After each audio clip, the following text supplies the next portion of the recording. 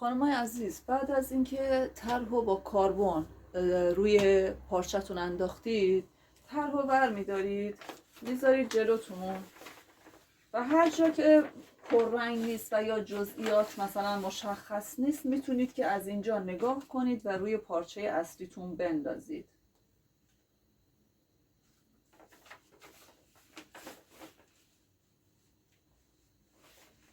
شما حتی میتونید که طرحتون رو فی‌البداهه بکشید اگه نقاشیتون خوبه، اگه نه که با کاربن بکشید و کاربن اصولا خب یه ذره کم رنگه. بعدا میتونید که خودتون جزئیات رو پررنگش کنید.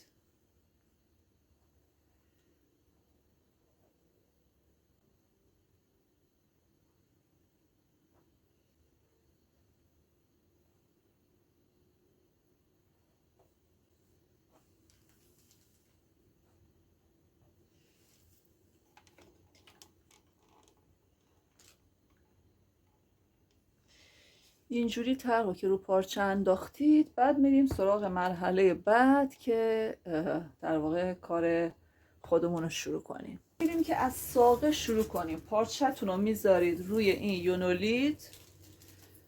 بعد اصلا ما پشمو نمیبریم، پشمو فقط اینجوری جدا میکنیم، کوچیک کوچیک میتونید جدا کنید. اوکی. بعد برای ساقه شما میتونید که این پشمو وقتی که جدا کردید یه ذره اینجوری بتابونید. خب یه همچین حالتی اینو بذارید اینجا، جایی که قرار ساقه رو پر کنید، ساقه گلو.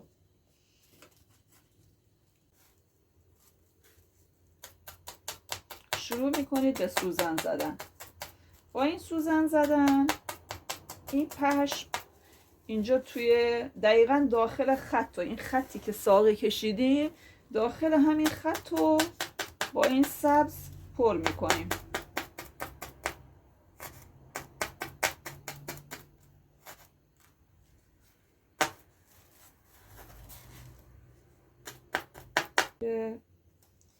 اینو پر میکنید. میبینید اینجوری در واقع ساقه درست میشه. با این سوزن اینو تو پارچه گیر میدید.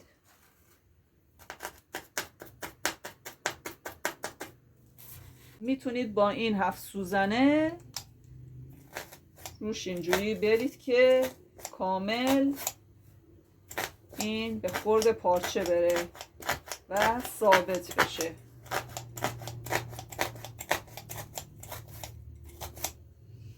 البته خیلی کار داره، ولی فعلا برای اینکه یه ذره ثابت بشه این کارو کردیم در این حد.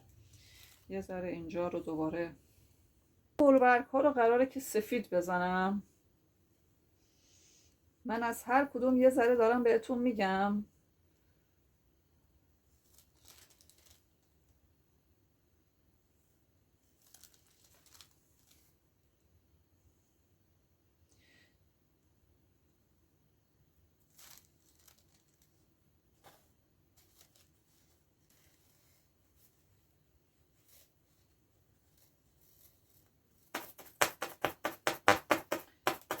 یه طرح هر از گاهی طرح رو نگاه میکنین، مثلا سفید داره با صورتی، بعد دوباره مثلا یه تیکش صورتی میذارید حالت ابر و بادی بشه، عین نقاشی. متوجه اید؟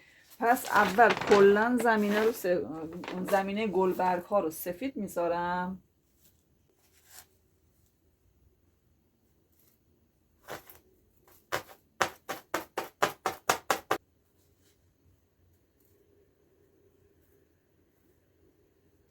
تا وقتی با این سوزن تک سوزنه کار میکنید میتونید چیزی رو که توی پارچه فرو کردید و دوباره در بیارید، ولی وقتی با 7 سوزنه دیگه ثابتش کردید دیگه کار سخت میشه، نمیشه به این راحتی جا به جاش کرد.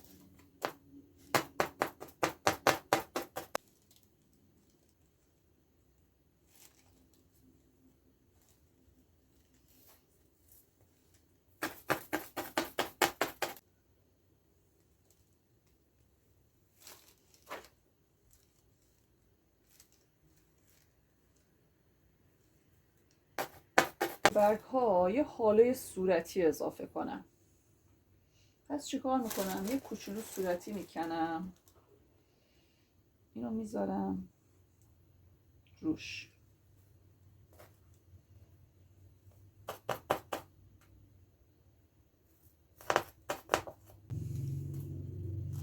حالت سایه روشن داشته باشه، عین نقاشی.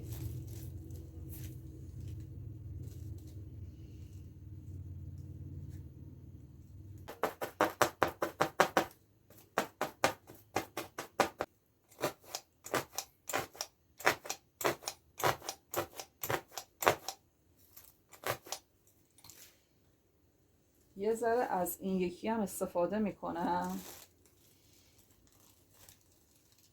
از این یکی صورتی، حالت ابر و بادی باشه.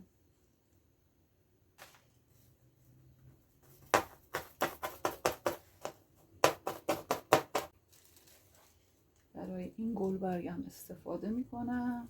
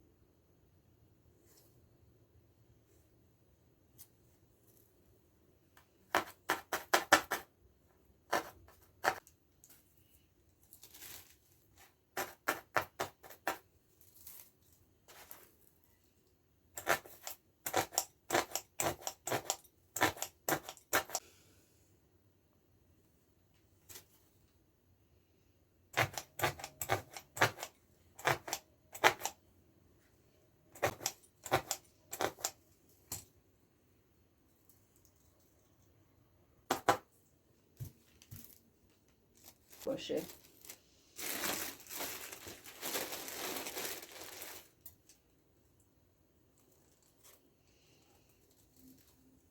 وسطش بذارید.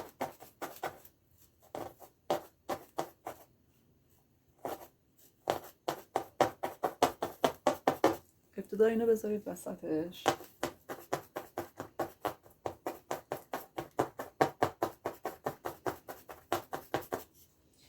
بعد چند تا دونه از زرد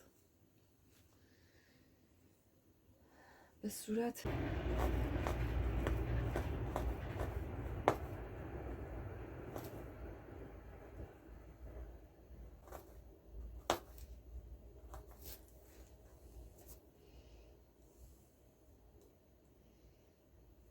به شکل دونه اینو درستش کنید.